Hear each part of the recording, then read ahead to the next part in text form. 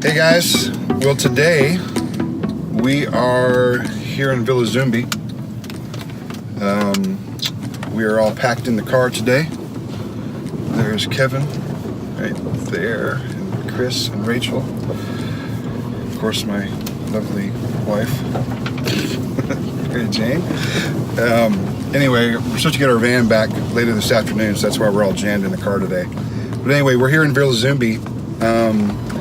We have been doing ministry in Vila Zumbi for actually almost, it'll be 10 years in April, believe it or not.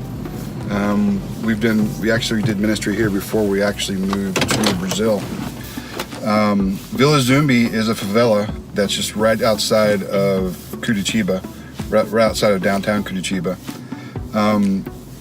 It is not as dangerous as it used to be, but it's still dangerous. I remember the story of the first missionaries that came here, or the first mission team. As the van pulled into Vila Zumbi, the driver of the van was actually shot by someone. But the church that we're working at is actually a church that was planted by Igreja Batista do Bacaxiri, which is our church that we are pastors at.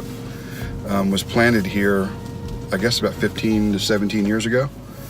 And once this church started doing work here in the community, one of the local drug dealers had actually come to the pastor and told him that he saw the change that was taking place in the community, and that he didn't have to worry about the church ever being robbed or them being harassed.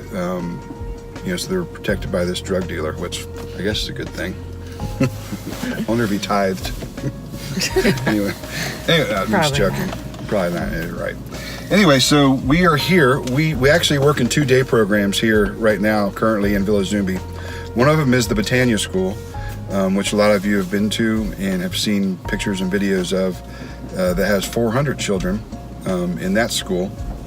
The place we're at today is actually at the church. It's a day program. Here in Brazil, it's different than the States. The kids only go to school about 3.5 to 4 hours a day. And so half the day they're running the streets, or they're home alone or whatever. And so what this ministry does is for the part of the day that the kids are out of school, they come here to the day program. And so what we are doing is coming once a week and just hanging out with the kids, loving on them, sharing the gospel with them, doing crafts and sports activities and all that kind of stuff. And so it's kind of a cool little thing we're able to do. But there's 80 kids here today, 40 this morning, and there'll be 40 in the session this afternoon. And so that is where we are at today. Anything to add? I don't think so. Okay, great. I just want to get in there and love on the kids, so let's go. Okay. Anybody else have anything you want to say? We just want to get in there and love on the kids. Okay, y'all are so awesome. We are. We just want to be with the kids, not sitting in the car. All right, so anyway, here's what we're going to do. We're going to go in here and set up and get going with the kids, and we'll check back at the end of the video, give you some more information and some more shots of Vila Zumbi, just to kind of give you an idea. And us loving on the kids. Of what this place is like. It's really dangerous here at night, especially. Here's the thing about these kids. When you look at the kids, you have no idea the environment they live in, the environment their home life, the violence that's here in Vila Zumbi. You can't even tell. And I always say this, I mean, you look at them, they look like just normal kids that you would see back in the States that live in nice suburban subdivisions and safe homes with, their parents' home and all that kind of stuff. And that's just not the case here. And so the fact that we're able to come in here and share the gospel with these kids and love on them and give them a little bit of stability of seeing somebody, that's married, has kids and brings their kids with them to do ministry and is on a consistent basis. I mean, really, that's where I think that we excel as far as ministry goes. But anyway, so let's get in here. You listen as I pray. You leave the 99 for me. You paint the sky with promise.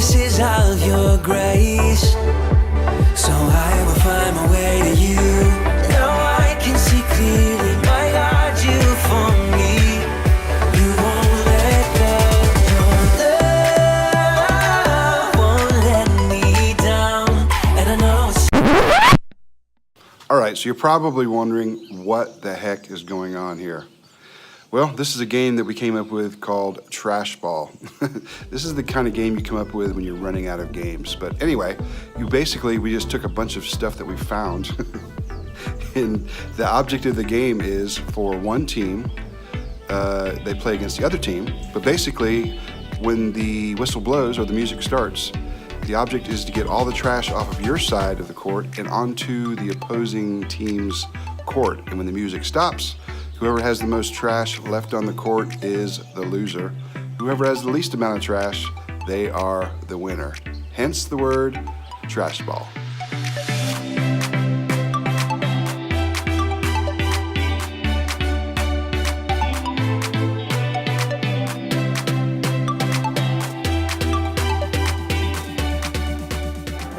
All right, so we're here at the end of one of the programs on Tuesday, and I'm here with some of my friends. I'm here with Victoria and Sam, Shamita, and Sarah, and then Maria.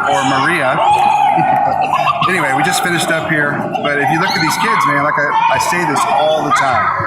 I mean, these kids are absolutely beautiful, and they're amazing.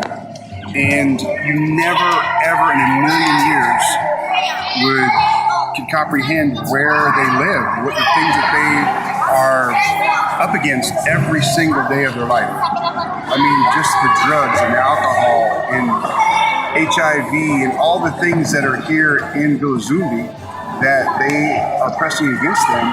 Without the gospel of Jesus Christ, these kids literally have no hope. And so the fact that we're able to come in here with them once a week at least, and just to love on them, to share the gospel with them, man, there's no price tag you can put on this. And so just to say thank you seems so shallow to me, because seriously, thank you from the bottom of our heart, man. Without your support, there is no possible way that we could be doing this. Offering hope to kids who without Christ have no hope. And we'll talk about this later when we get back outside, but I just wanted to kind of just show you and introduce you to some real life girls and boys that are here that we're able to minister to. So anyway, so y'all follow. Bye-bye. Anyway, we love you guys, and man, thank you so much for allowing us to be here and do what we're doing here in Vila Zumbi.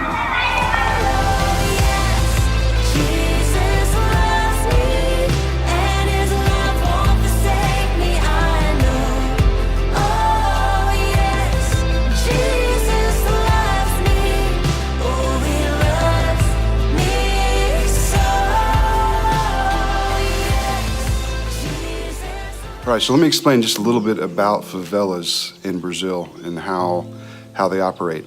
So basically, there are pieces of land that are undesirable, whether it's on a river bank or whether it's wetlands or whether it's on the side of a mountain like you'd see in Rio, where developers are not going to come in and develop regular housing. And so they have squatters' rights here in Brazil. And so basically what happens is that if you go onto a piece of property and you can remain on that property for 5 years, it becomes yours, unless somebody kicks you off. And so that's the way that Vila Zumbi started. I was actually speaking to a business owner a couple weeks ago that's lived next to Vila Zumbi, for 30, 40 years or whatever. He said in 1993, they woke up one morning, there was nobody there when they went to bed. When they woke up the next morning in 1993, there were 500 people that had come and put up plastic structures, like black plastic or whatever, and they were living under these structures, and that's how Vila Zumbi began. And so basically, if you look at Vila Zumbi the way it is now, there's a lot of cement, a lot of brick, a lot of concrete structures. It was not always that way, because typically what somebody will do if they're squatting, they'll build a simple wood structure, no insulation, sometimes not even any windows, no dirt floors, whatever. Then they'll live there, and then once they're able to claim it as their own after 5 years, then they'll begin to go ahead and start finishing off their house in brick or cement. And so that's how Vila Zumbi has started. That's how it is today.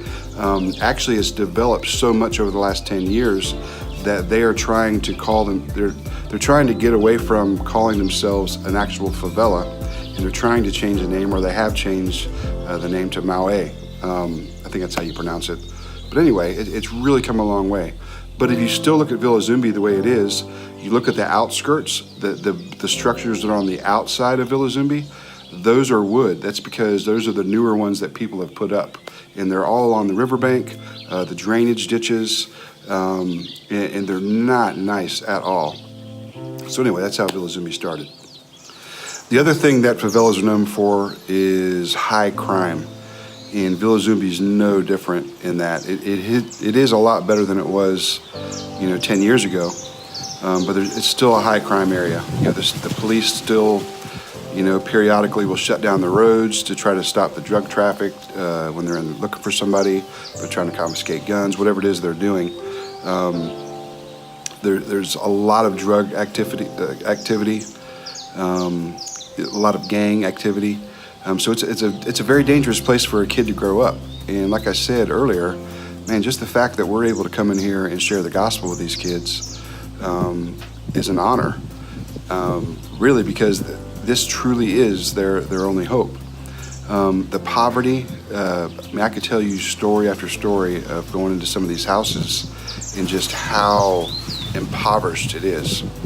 Just to give you an example of a typical family that lives in Vila Zumbi, we met a man and his wife last week. His name is Marcelo. Him and his wife have been married for about 16 years, and about 12 years ago he lost his job.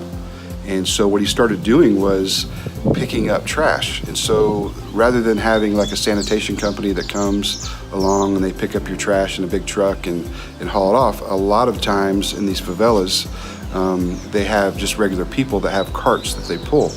And so what they do is they pick up trash and then they take it and they cash it in for weight, and they have to separate the paper from the plastic and all that kind of stuff.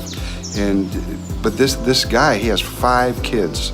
On a particular day that we met him, school was out of session. It was a holiday, and so he actually had his wife and 3 of his kids with him, a teenage daughter, a baby that was in an actual baby carriage as they're going along and pushing this cart, picking up trash. And so as we're talking to him and just asking him questions and stuff like that, this guy makes 30 reais a day.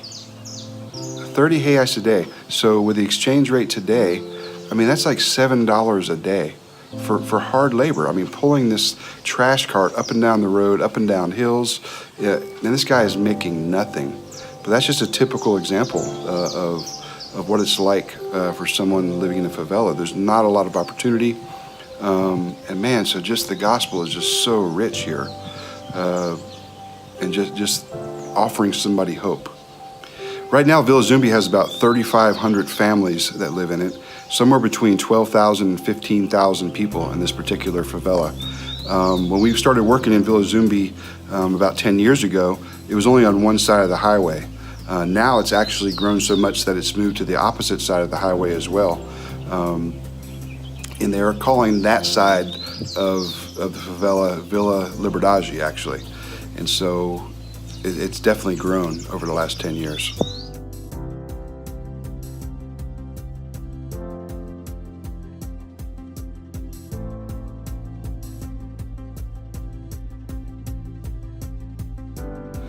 So no matter what anybody's social status is, no matter what their economic status is, what their vocation is, how much hopelessness that they're surrounded with, the gospel adds hope to anybody.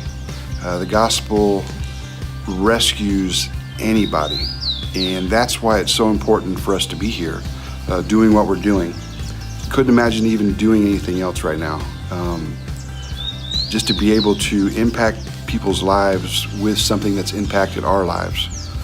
And so we just want to say thank you so much to all of you who have supported us financially, prayerfully, for those of you who keep in touch with us to encourage us to continue. Man, thank you so much. Hopefully this video has helped you understand a little bit more about some of the environments that we're ministering in. If you'd like to actually check that out personally, man, we'd love to have you come and minister alongside of us. Just send us a message and maybe we could set that up. But we love you guys. Have a great, outstanding week, and we will talk to you next time right here on the vlog.